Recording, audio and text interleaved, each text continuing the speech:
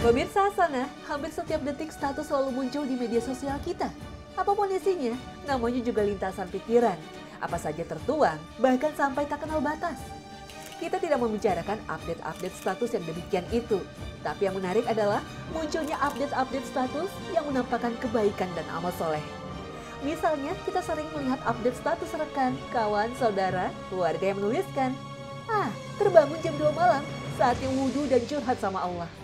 Ada lagi misalnya, alhamdulillah akhirnya buka juga, semoga puasa hari ini mendapat barokah. Terkadang di hari Jumat muncul update, siap-siap sholat Jumat biar dapat unta. Atau status yang menyebut, akhirnya selesai juga melahap juz 30. Atau, rasanya damai setelah sholat tahajud. Semua status ini terasa teduh karena menampakkan aktivitas religi yang menyejukkan. Jika dibaca orang lain bisa saja menjadi motivasi teman yang membacanya, menumbuhkan gairah dan semangat ibadah, mendorong orang lain untuk selalu fastabiqul khairat, berlomba dalam kebajikan. Tapi apakah semua yang membaca status sejuk itu akan terkesan dan termotivasi? Bisa saja, dan ada saja orang yang membaca justru terkesan sebaliknya. Aktivitas ibadah kok di-share kemana-mana? Itu kan ria, itu kan ujub, membanggakan diri, takabur, dan banyak kesan yang negatif.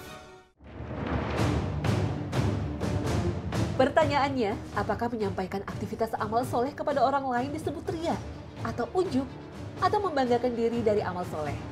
Atau yang demikian ini masuk kategori takabur, sombong? Jika demikian, maka ini tentu sangat berbahaya.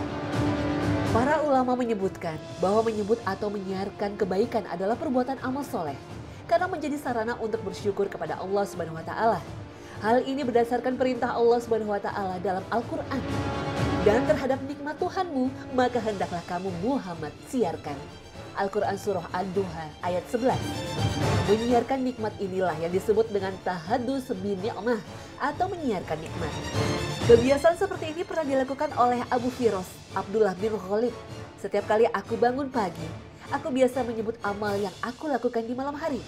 Aku sholat sekian, berzikir sekian, membaca Al-Quran sekian, dan sebagainya. Ketika para sahabatnya mempertanyakan yang dilakukan oleh Abu Firas termasuk dalam kategori ria, dengan tenang ia menjawab, Allah memerintahkan dalam ayatnya untuk menceritakan kenikmatan, sedangkan kalian melarang untuk menyebut kenikmatan.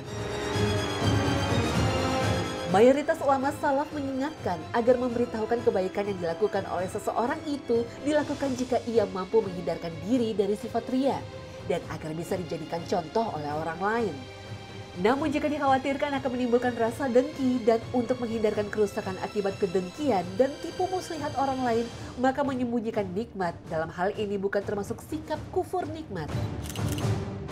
Hasan bin Ali pernah mengingatkan, jika engkau mendapatkan kebaikan atau melakukan kebaikan, maka sebutlah dan ceritakanlah di depan saudaramu yang kamu percayai bahwa ia akan mengikuti jejak yang baik tersebut.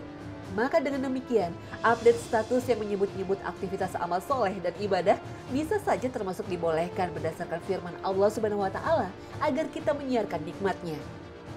Tentu saran cucu Rasulullah SAW ini bisa kita pahami agar dilakukan di ruang-ruang terbatas bagi publik. Tapi jika kita ungkap di publik seperti media sosial, masalahnya menjadi rentan untuk menjadi ria, ujub, dan takabur, bahkan bisa menimbulkan kedengkian. Wallahu a'lam.